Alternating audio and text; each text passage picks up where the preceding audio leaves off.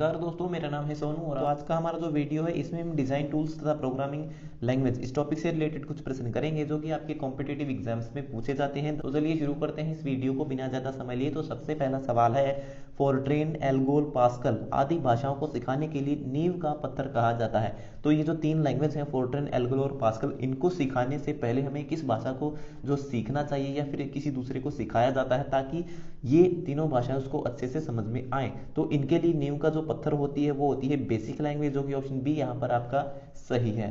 दूसरा प्रश्न है, कंप्यूटर भाषा जावा के आविष्कारक हैं। तो जो आपकी जावा प्रोग्रामिंग लैंग्वेज है उसको किसने डेवलप किया था? तो जावा जो लैंग्वेज है उसको डेवलप किया था सन माइक्रो सिस्टम कंपनी ने, जो कि ऑप्शन सी यहाँ पर आपका सही है। तीसरा प्रश्न है, भाषा जिसे कंप्यूटर समझता है और निष्पादित करता है वह है। तो हमारा जो कंप्यूटर है वो किस भाषा को समझता है? वो समझता है सिर्फ और सिर्फ मशीन लैंग्वेज को, जो कि ऑप्शन डी यहाँ पर आपका सही है। हमारा कंप्यूटर मशीन भाषा को समझता है और उसी को एग्जीक्यूट करता है, रन करता है, निष्पादित करता है। चौथा प्रश्न है, इंटरनेट पर प्रयुक्त कंप्यूटर लैंग्वेज है। तो मैंने आपको बताया था कि इंटरनेट पर इस्तेमाल होने वाली जो प्रोग्रामिंग लैंग्वेज है कंप्यूटर की वो है आपकी जावा, जो कि ऑप्शन ए यहाँ पर आपका सही है। इसके अलावा और भी काफी सारी लैंग्वेज है, जैसे कि वेबसाइट बनाने के लिए तो हम HTML, CSS, जावास्क्रिप्ट, ठीक है, jQuery और भी बहुत सारी जो है लैंग्वेज का इस्तेमाल करते हैं। लेकिन यहाँ पर ठीक है, तो यहाँ पर पूछा गया कि कंप्यूटर लैंग्वेज कौन सी है, तो यहाँ पर जो है जावा आपका सही होगा, क्योंकि ऑनलाइन जो टूल्स बनाए जाते हैं, जो एप्लीकेशन बनाई जाती है इंटरनेट पर, वो जावा में बनती है। तो चौथे प्रश्न का ऑप्शन ए आपका सही है। पांचवा प्रश्न है,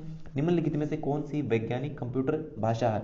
तो वैज्ञानिक जो कंप्यूटर भाषा है वो है ऑप्शन सी फोर्ट्रेन, ठीक है। फोर्ट्रेन की फुल फॉर्म है फॉर्मूला ट्रांसलेशन, ठीक है। हाई लेवल प्रोग्रामिंग जो मैथ होता है, जो साइंटिफिक पर्पज के लिए यूज किया जाता है, तो उसके लिए जो है फोर्ट्रेन लैंग्वेज को जो है डेवलप किया गया था और यह सबसे पहली प्रोग्रामिंग भाषा की थी, जो एक हाई लेवल की जो है एक भाषा थी जिसको जो है डेवलप किया गया था। अगर आप किसी कॉम्पिटिटिव एग्जाम की तैयारी कर रहे हैं और आपको अभी तक जो है कंप्यूटर की बेस्ट हिंदी एमसीक्यू ई बुक नहीं मिली है, तो आज की इस वीडियो में हम आपके लिए लेके आए हैं एक ऐसी ई बुक जिसको पढ़ने के बाद आप अपने एग्जाम में आने वाले कंप्यूटर के सभी हिंदी क्वेश्चन को आसानी से सोल्व कर पाओगे। ये ई बुक कवर करती है SSC, railway, bank, DRDO, CCC, ITI copper training officer, Tata entry operator और अन्य सभी जनरल कॉम्पिटिटिव एग्जाम्स को जहां पर भी कंप्यूटर के हिंदी क्वेश्चन पूछे जाते हैं। इसमें आपको मिलते हैं 2000 प्लस क्वेश्चन जो कि पुराने कॉम्पिटिटिव एग्जाम्स के क्वेश्चन पेपर से लिए गए हैं। इसमें सभी प्रश्नों को टॉपिक वाइज दिया गया है। पूरे इंटरनेट पर किसी भी बुक में आपको एक साथ इतने सारे टॉपिक देखने को नहीं मिलेंगे। इस ई बुक से आप कम समय में अच्छी तैयारी भी कर सकते हो। तो देर किस बात की है, अभी जाइए इस वीडियो के डिस्क्रिप्शन में और पाइए इस ई बुक को बहुत ही अफोर्डेबल प्राइस में।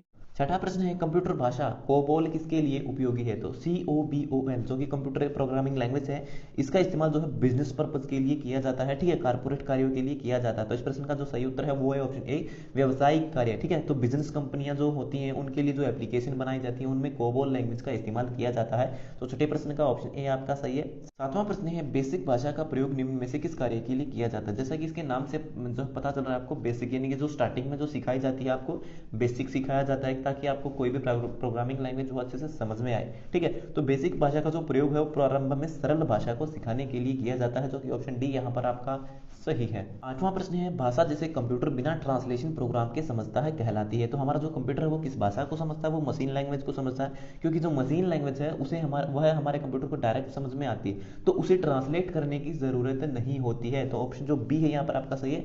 हमारा कंप्यूटर बिना ट्रांसलेशन के मशीन लैंग्वेज को समझ सकता है। लेकिन वहीं अगर हम हाई लेवल लैंग्वेज में कोई प्रोग्राम लिखते हैं, जैसे कि आपकी सी लैंग्वेज है, जावा है, या फिर कोई और प्रोग्रामिंग लैंग्वेज आप लिखते हो उसमें प्रोग्राम को, तो वो हमारे कंप्यूटर को समझ में नहीं आती, क्योंकि वो हाई लेवल लैंग्वेज में लिखी गई होती है।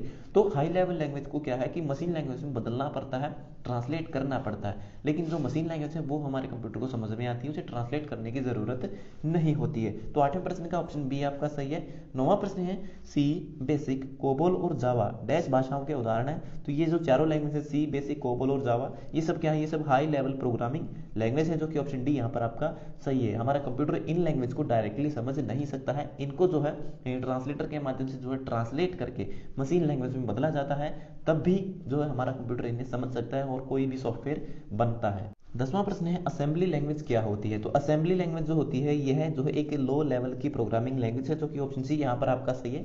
दूसरी पीढ़ी के जो कंप्यूटर थे उनमें जो है प्रोग्रामिंग के तौर पर असेंबली लैंग्वेज का इस्तेमाल किया गया था।